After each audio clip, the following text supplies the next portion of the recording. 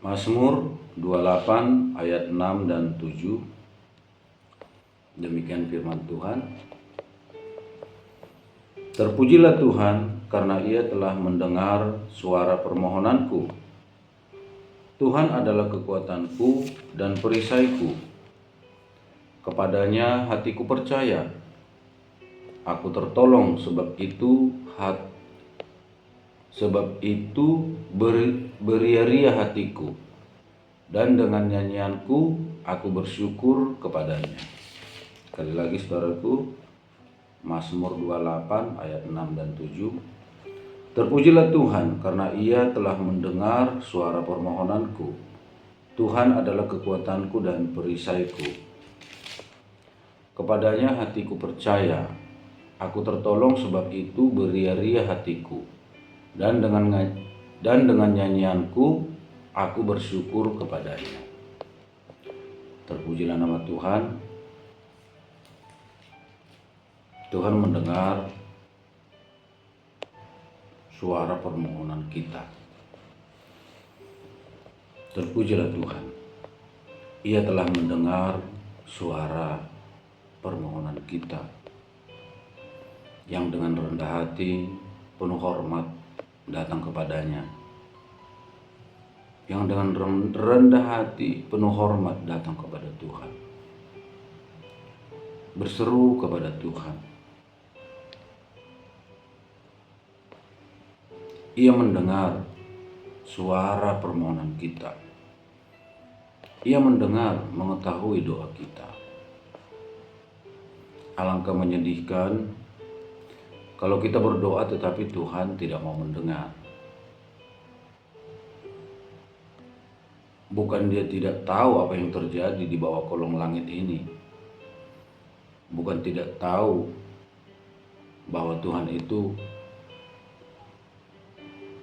mengerti masalah kita. Dia bukan tidak tahu keadaan kita, keinginan kita, doa kita, permohonan kita, Tuhan tahu. Tetapi ada firman mengatakan Tuhan menolak mendengar. Kenapa Tuhan menolak? Kita tidak hidup di dalam Dia. Kita tidak dengar-dengaran kepada Tuhan. Kita taunya hanya meminta saja ketika kita terjepit, ketika kita perlu, kita butuh, kita meminta, kita berdoa. Tetapi ketika kita tahu kehendak Tuhan, kita tidak mau hidup di dalamnya. Sehingga Tuhan menolak untuk mendengar doa kita. Menolak untuk mendengar. Alangkah sedihnya kalau kita mengajukan suatu permohonan, mungkin di perkantoran ya, kepada atasan,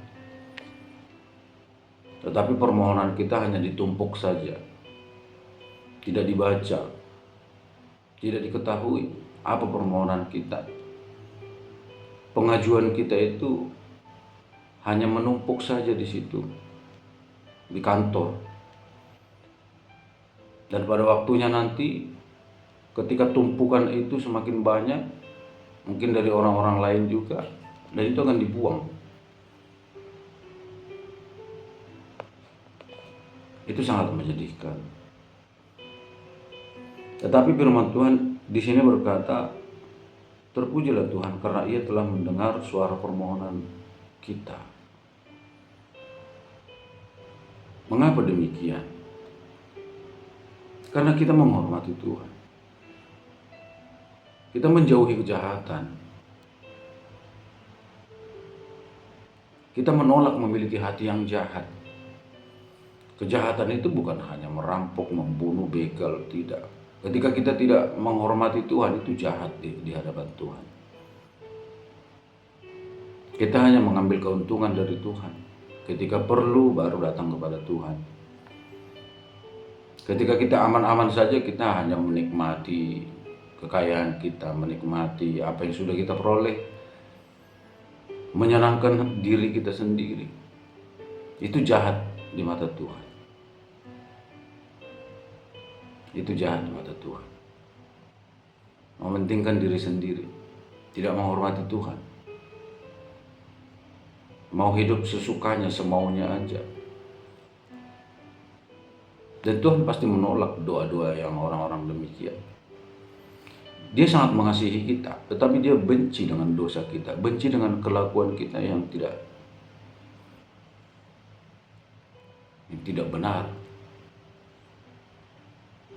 yang tidak berkenan kepada Tuhan. Dia sangat mengasihi pribadi kita sebagai manusia yang dia ciptakan, bahkan dia rela mati untuk kita, karena dia sangat mengasihi manusia. Tapi dia tidak kompromi dengan dosa kita. Dia tidak bersatu dengan kesalahan-kesalahan kita. Dia tidak bisa menerima. Itu sebabnya Tuhan mati untuk kita, supaya pertama-tama kita diampuni dulu, supaya hukuman itu tidak sampai kepada kita. Yesus yang telah menanggungnya. Yesus yang telah menanggung hukuman atas dosa kita. Tetapi setelah itu apa? Kita harus mengalahkan dosa. Kita harus meninggalkan kefasikan-kefasikan itu. Kita harus hidup dalam Tuhan. Kita harus hidup benar. Kita harus hidup menuju kemuliaan yang Tuhan kehendaki. Hidup mulia. Bukan setelah dosa kita diampuni, Tuhan telah mati bagi dosa kita. Dosa kita ditebus, terus seenaknya saja hidup. Seenaknya hidup gitu. Wah, itu celakalah orang yang seperti itu. Seharusnya dengan Tuhan telah menebus dosa kita, kita bersyukur. Makasih Tuhan, makasih, terima kasih. Makasih Tuhan telah melupakan dosa-dosaku, menjauhkan kesalahanku, mengampuni aku. Terima kasih Tuhan. Ini aku Tuhan. Sekarang aku milikmu.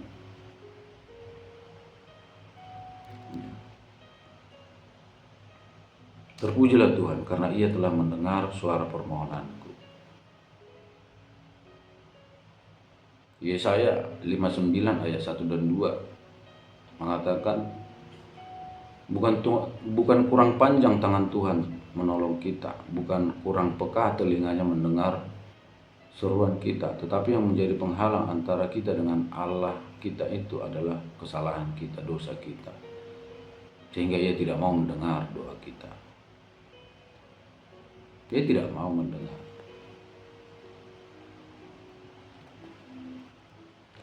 Oleh sebab itu, kalau mau doa, seruan kita sampai kepada Tuhan, carilah kekudusan. Carilah Tuhan. Terlalu banyak alasan kita, ini itu A B C D sampai Z, banyak alasan. Nanti dulu, tunggu dulu, begini dulu, begitu dulu. Aku bukanlah orang yang sempurna. Aku bukanlah, banyak alasan. Padahal Tuhan tahu kita mampu melakukannya, mampu menguduskan diri, mampu mencari kemuliaan. Matius 5 ayat 48 mengatakan, haruslah kamu sempurna, karena Bapamu di surga adalah sempurna. Harus sempurna. Kalau Tuhan mengatakan itu harus sempurna, berarti kita bisa sempurna. Bisa. Karena kan kita diberikan penolong. Roh Kudus menolong kita melakukannya. Cuman yang jadi masalah, kita enggan melakukannya. Kita masih menikmati kesenangan-kesenangan dunia ini, keinginan-keinginan kita, keinginan daging yang bertolak belakang dengan kehendak Tuhan. Dan itu enak bagi tubuh kita, bagi diri kita enak. Tetapi tidak baik bagi jiwa kita, tidak baik bagi roh kita.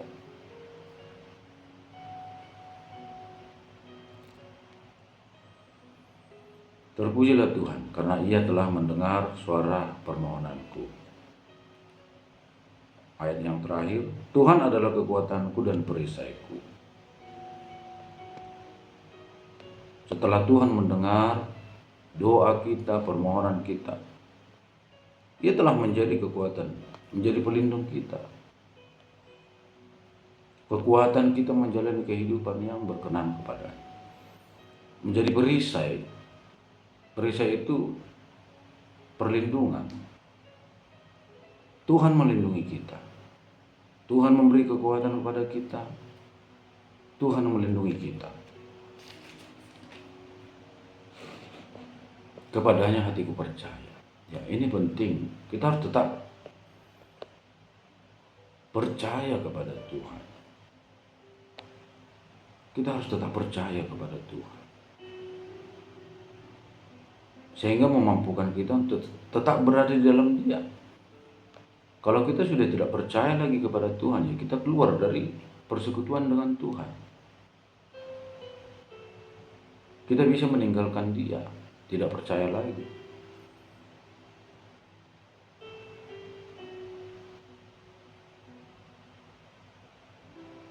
Di dalam hati yang percaya kepada Tuhan terletak kekuatan kita. Kita percaya kepadanya dan kita tetap di dalam Dia karena kita percaya kepadanya. Aku tertolong, sebab itu beria-ria hatiku, dan dengan nyanyianku aku bersyukur kepadanya. Pertolongan Tuhan itu nyata,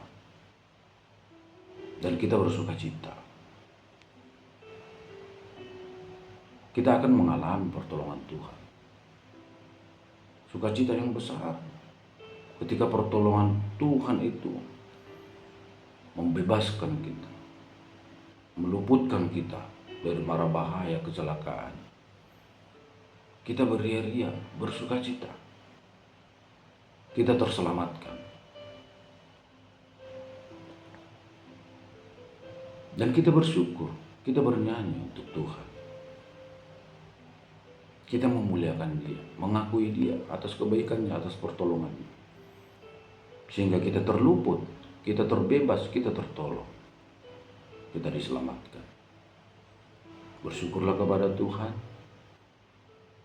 Allah kita mendengar doa kita, mendengar seruan hati kita.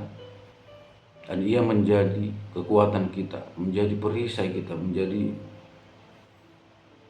perlindungan bagi kita. Kita tertolong dan kita bersuka cita. Kita percaya kepadanya, kita mengasihinya. Kita memuliakan Dia. Tuhan Yesus memberkati.